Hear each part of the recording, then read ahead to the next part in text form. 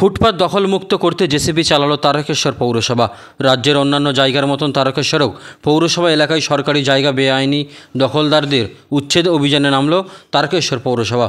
তারকেশ্বর পুরসভা থেকে শুরু করে থানা রোড পর্যন্ত পুণ্যার্থীদের যাওয়ার মূল রাস্তাসহ বেশ কয়েকটি ওয়ার্ডে চলল অভিযান। গত 4 দিন আগে থেকে তারকেশ্বর পুরসভা এলাকায় মাইকিং করে এলাকার ব্যবসায়ীদের সচেতন করার চেষ্টা করা হয়। প্রথম পর্যায়ের অভিযান আজ চলল। এরপর পুরসভা এলাকার বিভিন্ন জায়গায় অভিযান চলবে বলে জানিয়েছেন তারকেশ্বর পৌরসভার পুরপ্রধান উত্তম কুণ্ডু।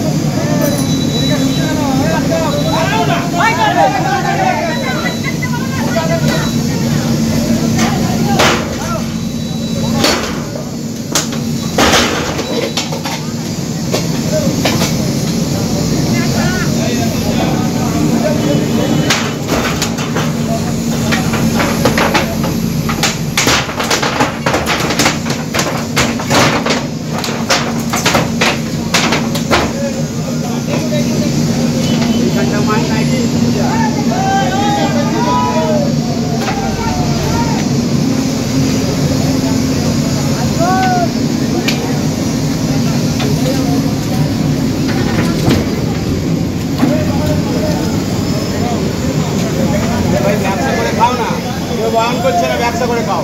একটা এমনি করেছিল, তারপরে টাকা করে নিলে, তারপরে তিনটা মিলে আবার তুমি রাস্তার বাইরে করলে, তাহলে আমরা খানা দেখি দাদা। তোমার ডিলারের ছিল তো, তুমি পাকা করে নিলে তো, পাকা করে নিলে না করেছে এটা তোমার জায়গা নয় তো। লোকের বাড়ি দোকান কালকে আমি বলে গেলাম।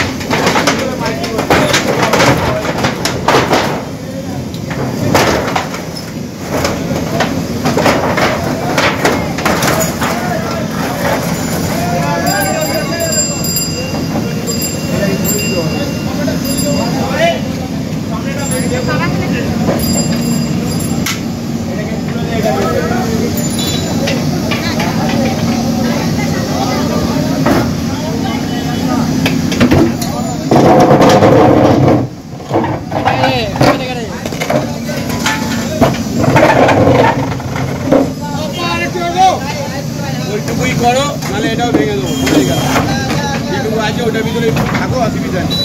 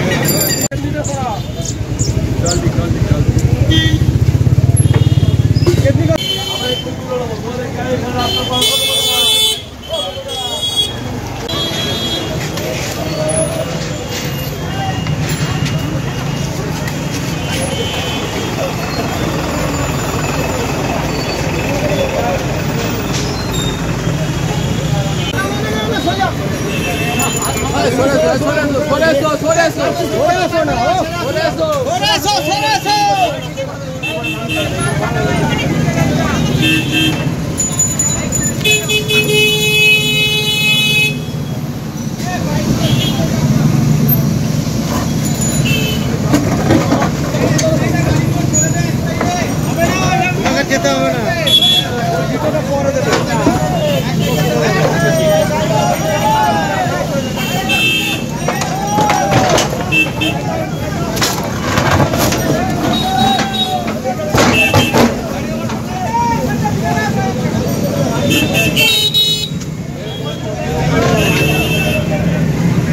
দামগুলো কি হলো?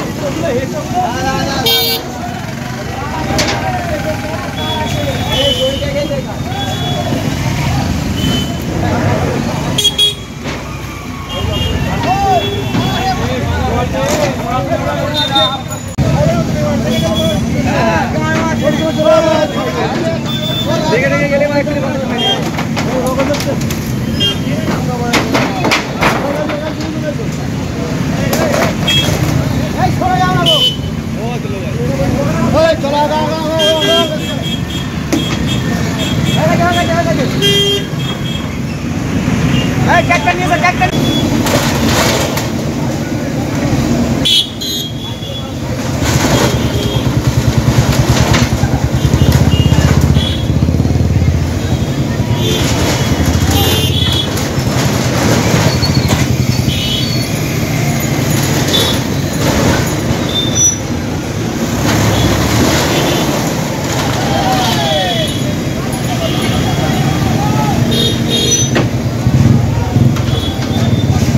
আগাম জানিয়েছিল তো এটা খুললে নিতে হবে।